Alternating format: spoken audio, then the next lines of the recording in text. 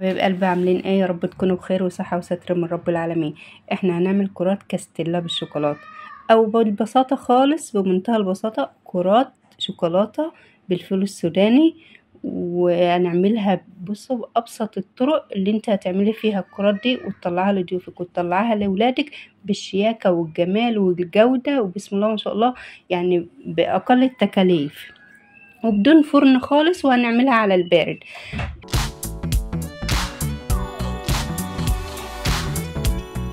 شوفوا الشوكولاتايه بسم الله ما شاء الله، من بره جوسي ومقرمشه وجميله، ومن جوه ما شاء الله تحفه. هنجيب معانا باكوين بسكوت، اي نوع بسكوت عندك، لو عندك حتى بسكوت من اللي هو بتاع العيد وباقي عندك هتعملي برضو الوصفه دي. ما تحتريش في اي نوع بسكوت.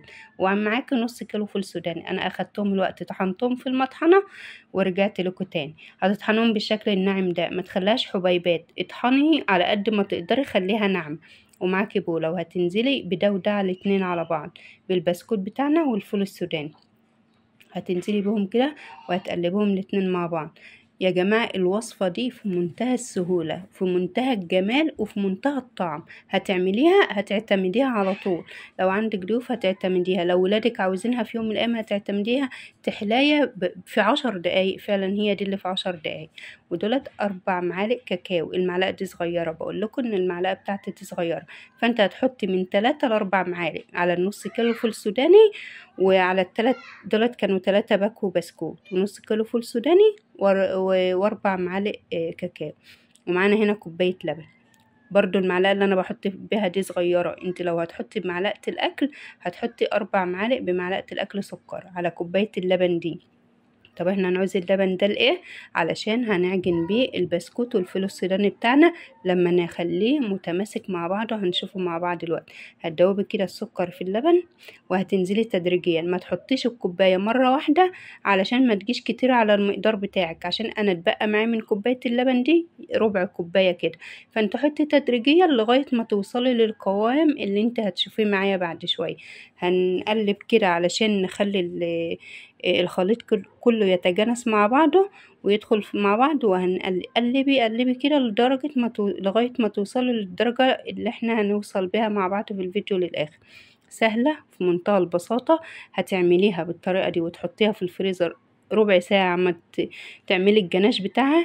تحلاية في 10 دقايق، يعني على ما تحطيها ال10 دقايق او الربع ساعة في التلاجة او في الفريزر، هتكون انت سيحتي الشوكولاتة على حمام بخار. حاجة في منتهى السهولة، وكطعم بقى ممتازة.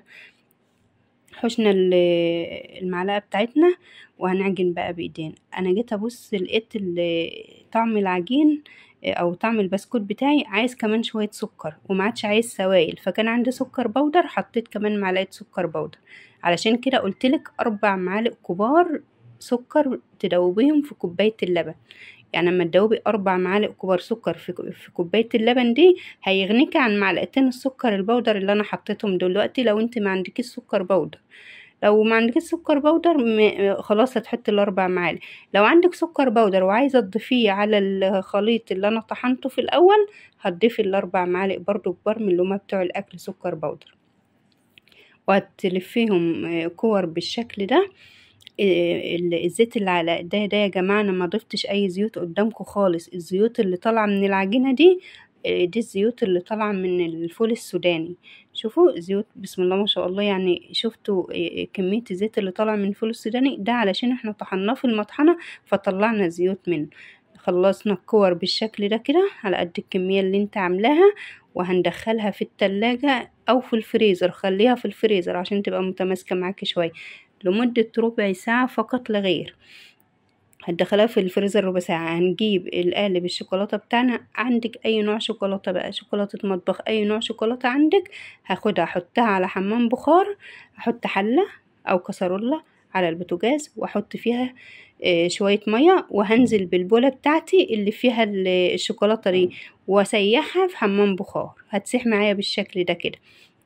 اجيب الكرات بتاعتي من الفريزر، وهنزل بقى كل كرة كده وهادمجها كويس في الشوكولاتة، ويكون معاكي شوكة. الافضل ان انت تشتريها بشوكة عشان الطبقة اللي تحت ما تكونش شايلة من المعلقة شوكولاتة كتير، فتيجي تاكليها تلاقي الشوكولاتة بتاعتها كتير. لا، احنا عايزين غلاف من بره وطعم جوسي من جوه، والطعم النهائي يبقى تحفة. معايا اي تزيين انت تحبيه بقى. كده خلاص احنا خلصناه بالشكل ده. بعد ما خلصناه دخلناه التلاجة لمدة 5 دقايق وطلعناها تاني، وهنقدمها لضيوفنا بألف هنا وصحة، ولولادنا يا رب بألف هنا وصحة بالشكل ده.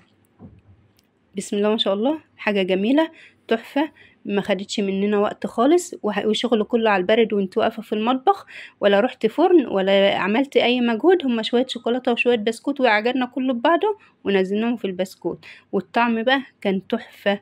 اولادك ان شاء الله تعتمد الوصفة دي وهتبسطيهم كل اسبوع ولو مرة حتى، وهتعملها لهم بأحلى طريقة وأحلى تكات فيها، وتبقى قلبها جوسي بالطريقة دي. وبسم الله ما شاء الله بألف هنا وصحة على قلوبكم جميعا. لو الفيديو عجبكم اعملوا لايك واشتراك للقناة، فعلوا لي زر الجرس عشان يوصل لكم كل جديد مع فيديو جديد ان شاء الله. مع السلامة، باي.